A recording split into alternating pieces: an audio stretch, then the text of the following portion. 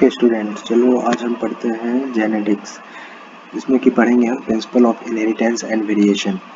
ठीक है, तो सबसे पहले ये समझते हैं कि ये जो जेनेटिक्स है ये एक्चुअली होता क्या है।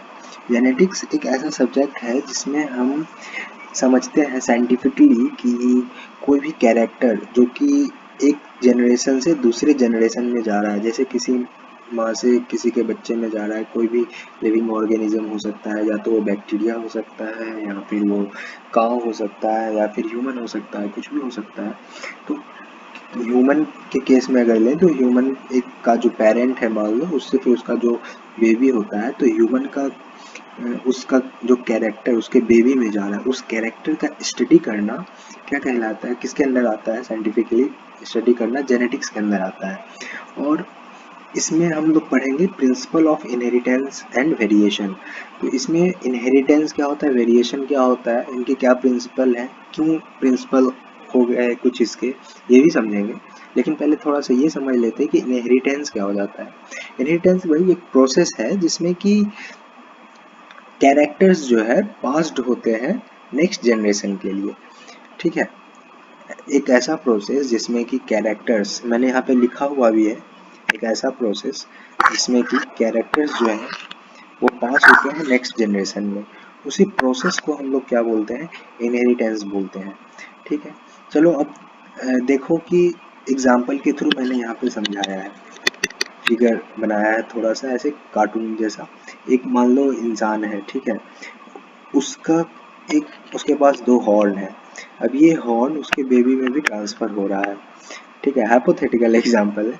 अब ये किसी प्रोसेस के थ्रू हो रहा है ना, इसी प्रोसेस को इनहेरिटेंस बोलेंगे। ठीक है, अब ये प्रोसेस कंटिन्यूअस चलता रहेगा। ये फर्स्ट जनरेशन पे था, मान लो ये सेकेंड जनरेशन में हुआ, ये फिर ट्रांसफर करेगा, जब इसके बच्चे होंगे तो ये अपना ये जो कैरेक्टर है अपने नेक्स्ट चिल्ड्रन में ट्रांसफर करेगा, ये और ये कंटिन्यूअसली चलता जाएगा। और क्या पता, हो सकता है 1000वां बेबी जो हो या 1,00,000वां बेबी जो हो उसके केस में इसका हॉर्न जो है थोड़ा सुंदर हो जाए। ठीक है, या हॉर्न का साइज कुछ छोटा हो जाए, बड़ा हो जाए, कुछ भी हो सकता है। तो वो वेरिएशन आ गया, धीरे धीरे ग्रेजुअली क्या हो गया, वेरिएशन आते चला गया इसमें कैरेक्टर में। तो एक ऐसा प्रोसेस जिससे कैरेक्टर पास ऑन हो रहा था नेक्स्ट जनरेशन में, उसको इनहेरिटेंस कह रहे थे, लेकिन उसी कैरेक्टर में वेरिएशन आ गया। ठीक है, स्लोली स्लोली। तो ये चीज़ हमें समझ में आ गई कि इनहेरिटेंस और वेरिएशन में अंतर क्या होता है, वेरिएशन क्या चीज़ है, इनहेरिटेंस क्या चीज़ है। ठीक है, अब आगे बढ़ने से पहले हम थोड़ा सा बेसिक समझ लेते हैं। बेसिक्स में क्या जानना है, हमें ये पहले जानना होगा कि जो सेल होता है उसमें ये इनहेरिटेंस की कैपेबिलिटी कहाँ होती है और वेरिएशन कैसे आ जाती है, ये चीज़ जानना ज़रूरी है। जैसे मान लो यहाँ पे मैं एक बेबी बनाया हुआ, बेबी नहीं, कुछ भी मान लो, कोई भी ऑर्गेनिज्म मान लो।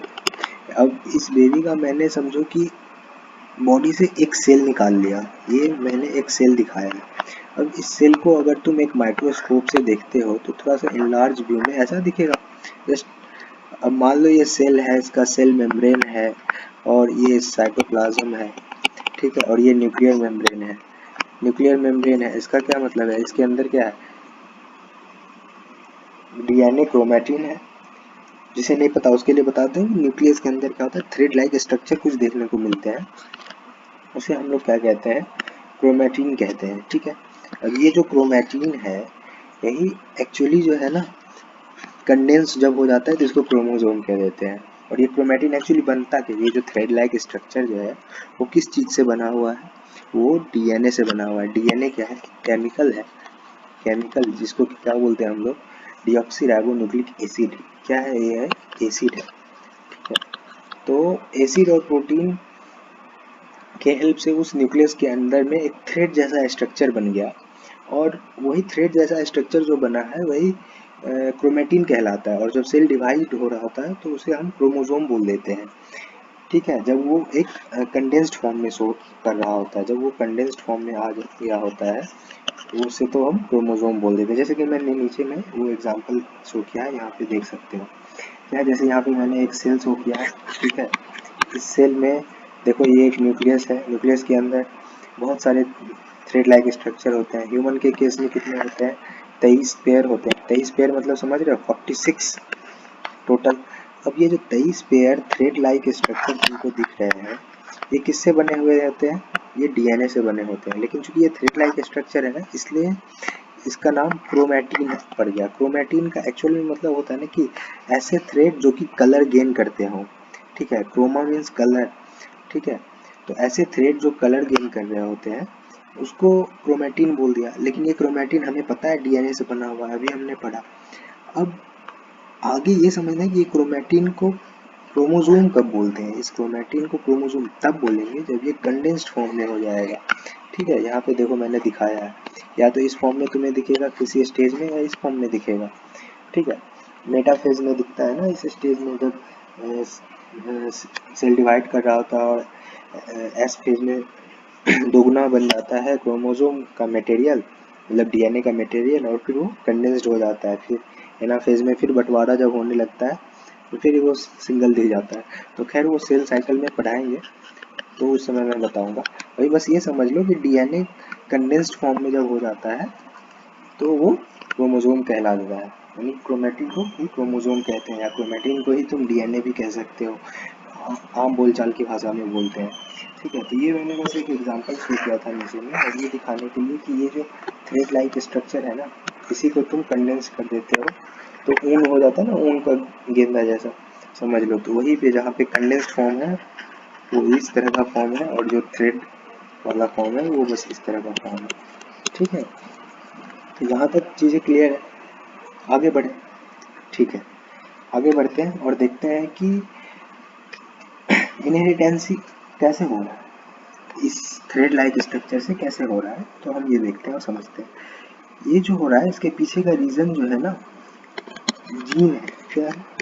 अब ये जीन क्या होता है वही मैं बता रहा हूँ कि अभी जो हमने ये पढ़ा ना, ये थ्रेड लाइक स्ट्रक्चर होता है सर, और या फिर इस फॉर्म में रह सकता है या फिर इस फॉर्म में रह सकता है, ठीक है। तो ये जो थ्रेड लाइक स्ट्रक्चर होता है एक्चुअली में ये ना डबल स्ट्रैंडेड होता है। जब बहुत माइक्रोस्कोप से देखोगे तो ये तुम्हें पता चलेगा एक्चुअली में ये जो सिंगल थ्रेड लाइक स्ट्रक्चर दिख रहा था, एक्चुअल में ये डबल स्ट्रैंडेड दिखता है, ठीक है। और इसी को और तुम कंडेंस कर दोगे, ठीक है। एक प्रोटीन होता है हिस्टोन प्रोटीन, समझ लो तुम अभी कि एक सॉलिड गेंद सा है, ठीक है। कोई गेंद है, ये प्रोटीन है, इसके चारों ओर इस थ्रेड को लपेट दो, ठीक है। तो उस कंडीशन में ये कंडेंस ज़्यादा आसानी से होते जाएगा। बहुत सारे प्रोटीन है और उसमें तुम लपेटते जा रहे हो उसको, ठीक है। तो ये आसानी से कंडेंस होते जाता है।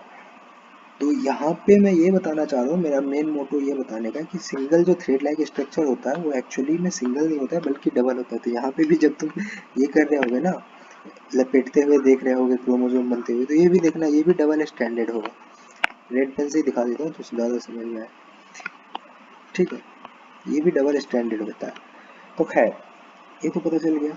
अब ये जो डबल स्टैंडर्ड है वो डीएनए है। तो इसी डीएनए का कुछ ऐसा पार्ट जो है, जैसे मान लो यहाँ से यहाँ तक का पार्ट, कुछ ऐसा पार्ट जो है ना वो एमआरएनए को कोड करता है, ठीक है। मतलब एक डीएनए है वो एक दूसरा न्यूक्लिक एसिड को कोड करता है, जो कि मैसेज ले के जाता है डीएनए का। डीएनए में ही एक्चुअली वो मैसेज छुपा हुआ है, जो कि बॉडी में बॉडी का कैरेक्टर को पास ऑन करता है, ठीक है। वही मैं अभी बता रहा हूँ कि वो कैसा होता है। जो डीएनए है वो कोड करता है किसी दूसरे एसिड को या दूसरे केमिकल को, वो एमआरएनए, वो भी थ्रेड जैसा होता है। अब ये एमआरएनए फिर ना प्रोटीन बनाने में हेल्प करता है, प्रोटीन कोड करता है। ये मैं इसी चैप्टर में पढ़ाऊंगा, आगे जाके ये सब मिलेगा। लेकिन मैं बस इंट्रोडक्शन में थोड़ा थोड़ा ये सारी चीज़ें बता दे रहा हूँ ताकि ओवरऑल आइडिया तुम लोगों को मिल जाए, ठीक है। अब डीएनए से एमआरएनए बना, एमआरएनए से प्रोटीन बन जाता है। यही प्रोटीन क्या है एक्चुअली में एक्सप्रेस हो रहा कैरेक्टर है, ठीक है। अब ये समझ में आएगा। अभी अगर नहीं भी समझ में आया तो बस इतना समझो कि ये जो क्रोमैटिन है ना, इस क्रोमैटिन पे ही कुछ पार्ट जो होते हैं वो एक्चुअली में कॉज करते हैं जीन को, सॉरी एक्चुअली कॉज करते हैं कैरेक्टर को पास ऑन कैरेक्टर को एक्सप्रेस करने में और पास ऑन करने में, ठीक है। और इसी पार्ट को हम लोग कुछ नहीं बल्कि क्या बोल देते हैं, जीन बोल देते हैं, ठीक है। तो जीन एक्चुअली क्या होता है, एक ऐसा पार्ट होता है, क्रोमोसोम बोल दो या डीएनए बोल दो या क्रोमैटिन बोल दो, उसका एक ऐसा पार्ट होता है जो कि प्रोटीन को कोड कर सकता है या हेल्प कर सकता है कैरेक्टर को एक्सप्रेस करने में, नेक्स्ट जनरेशन तक पहुंचाने में, ठीक है। यहाँ तक अगर समझ में आ रहा है तो थम्स अप करो। ओके, अब देखो आगे बढ़ते हैं और ये समझते हैं कि जीन कैसे हेल्प करता है और इसके क्या क्या रूप हो सकते हैं। एक्चुअली ये जो जीन होता है ना, जैसे मान लो इसको तुम एक धागा पे भी शो कर सकता था, जैसे मान लो, सॉरी रेड पेन से दिखा रहा हूँ तो हर जगह रेड से दिखाना चाहिए मुझे, ठीक है। ये मान लो क्रोमैटिन को तुम धागा जैसा शो कर रहा था, लिख भी देता हूँ क्रोमैटिन। तो इस पे जो पार्ट है, जो डीएनए, यही तो डीएनए ना, इस पे जो पार्ट है जो कि कैरेक्टर को एक्सप्रेस करवाने में मदद कर रहा है, उसको तुमने बोल दिया जीन। अब ये जीन क्या है, मैं इसको ऐसे भी शो कर सकता था ना कि मान लो अगर कंडेंस्ड हो गया होता, ये जो धागा है ये कंडेंस्ड फॉर्म में रहता, ठीक है, इस फॉर्म में रहता है इस तरीके से, तो इसमें भी तो ये जीन होता ही कहीं ना कहीं, मान लो घूम फिर के ये यहाँ पे आ जाता इस वाले एरिया में, लेकिन ये रहता तो ही सही, है ना। तो जीन जो होते हैं ना वो एक्चुअली क्रोमोसोम पे प्रेजेंट होते हैं और ये कैरेक्टर को पास करवा